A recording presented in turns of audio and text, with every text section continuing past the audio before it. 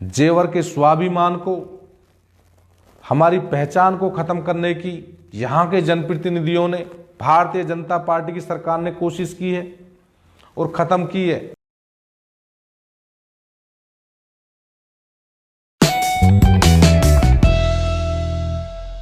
जेवर विधानसभा में 216 गांव आते हैं।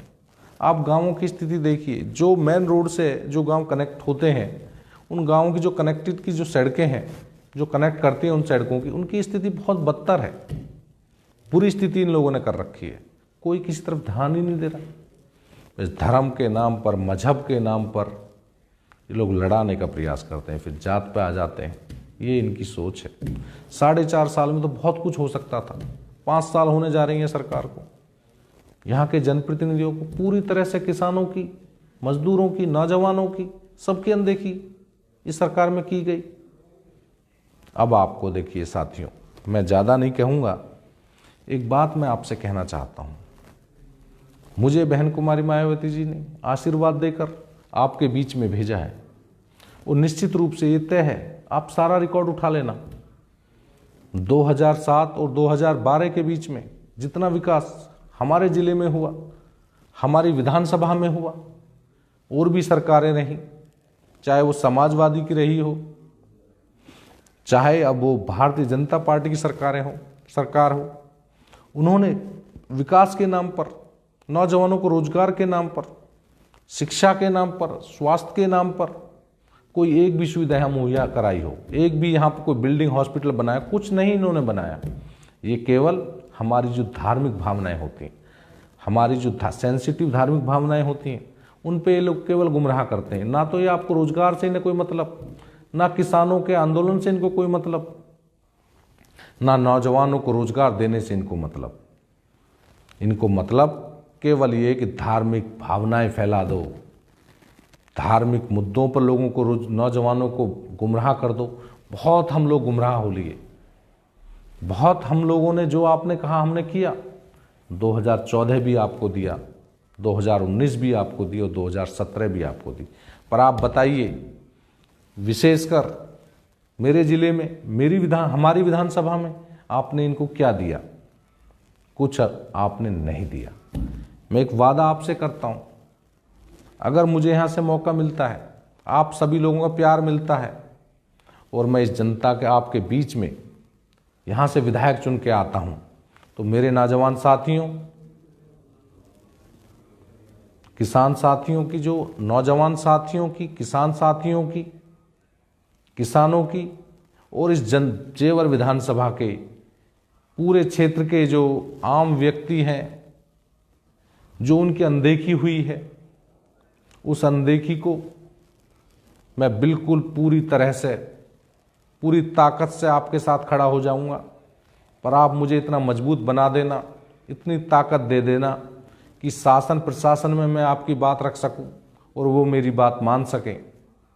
देखिए, एक जनप्रतिनिधि का दायित्व होता है कि वो जनता की सेवा करे। सेवा भाव का एक उनकी सोच होनी चाहिए, सेवा करने की सोच होनी चाहिए। और दुर्भाग्य है यहाँ कि जेवर विधानसभा के पूरी तरह से लोगों की अनदेखी की गई।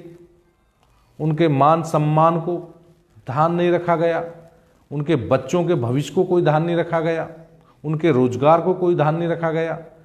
किसान आज भी आंदोलन कर रहे हैं, किसानों के हक के लिए उन्होंने कोई काम नहीं किया, कोई पहल नहीं की।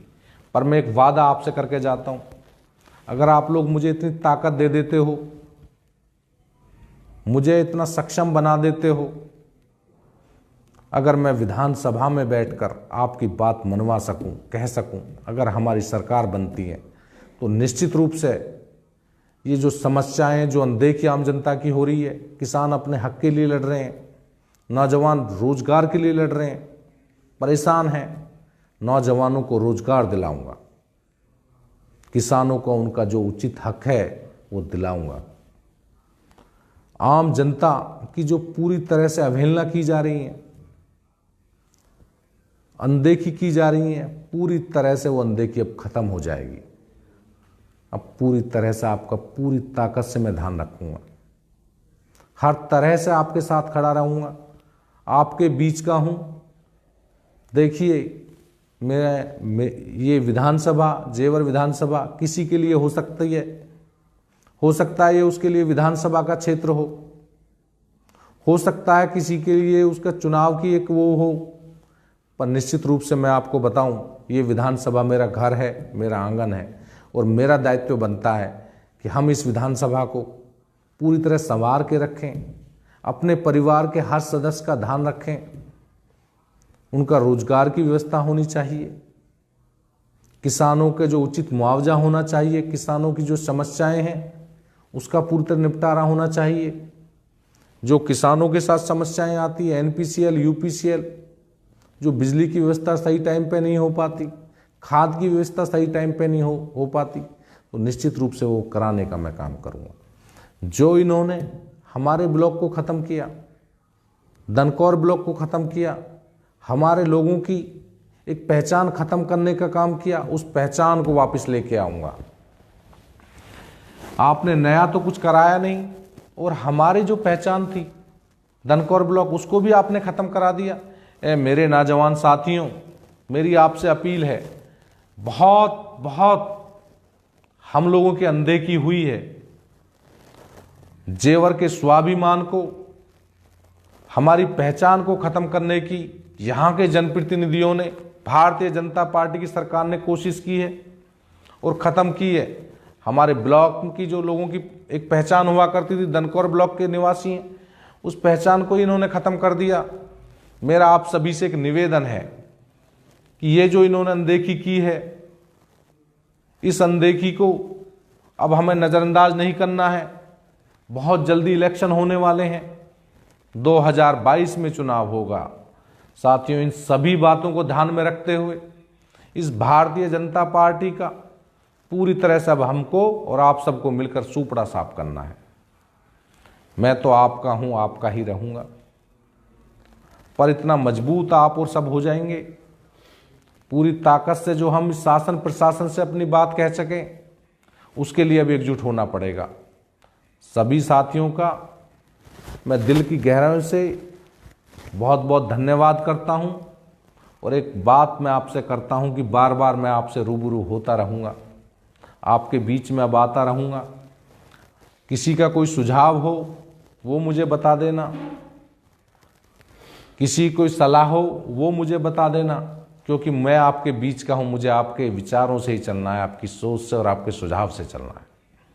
बहुत धन्यवाद करता हूं आप सभी का कि आप सभी ने मुझे सुना